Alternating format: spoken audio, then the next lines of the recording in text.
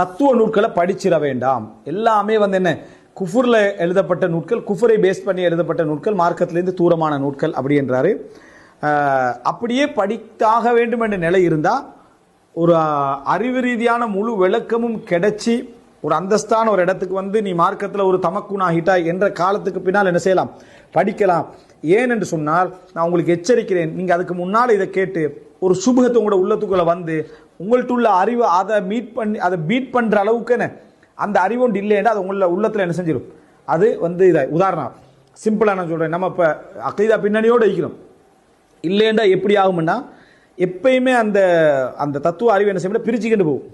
பிரிச்சா அப்புறம் சேர்க்கவே இல்லை. அதனால ஞாபகம் வச்சுங்க, உலகத்துலேயும் தான் சிந்தனையிலையும் தான், உலகத்துலேயும் தான் சிந்தனையிலையும் தான் ஒன்றா இருக்கும். இது ரெண்டு வகையை நீங்கள் படிச்சிட்டீங்கன்னு வைங்களேன், அவர் ரெண்டு வகையாக தான் உங்களுக்கு என்ன செய்யாது விளங்கும், ஒரு வகையாக திருப்பி வரவே வராது.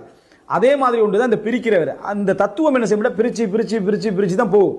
அது உங்களுக்கு மசாயல்களை அப்படி சின்னதாக்கி போன பின்னால அது உங்களுக்கு என்ன செய்யாது, மறுபடியும் திருப்பி ஒட்ட இல்லாது. ஏன்னா உங்களோட சிந்தனை போக்கு அப்படி அமைஞ்சிடும். இந்த சுபகத்தை ஒரு சின்ன பிள்ளையோட மனசுக்குள்ள போயிட்டேன்னு வைங்க, அதுக்கு பிறகு திருப்பி அவன்ட்டு இது எடுக்கிறது வந்து மிகவும் கஷ்டமான ஒரு அம்சமாக அமையும். இது நம்ம நினைக்கவான எங்களை சின்ன பிள்ளைகளுக்கெல்லாம் போகலேண்டு தாராளமாக பாடசாலைகளில் வேண்டிய அளவில் சேர்த்துக்கிட்டு தான் இருக்கிறாங்க. சாதாரண அதாவது அவ்வளவுக்கு நிறைய சேமித்து குடிக்கிற இந்த சுபகத். அப்போ இது தத்துவத்தின் காரணமாக வரக்கூடிய ஒரு அம்சம். அதனால் நீங்கள் வந்து என்ன, அதாவது இதை படிக்க வேண்டாம் என்று அந்த எச்சரிக்கை என்ன செய்கிறாரு சொல்லி காட்டுறாரு.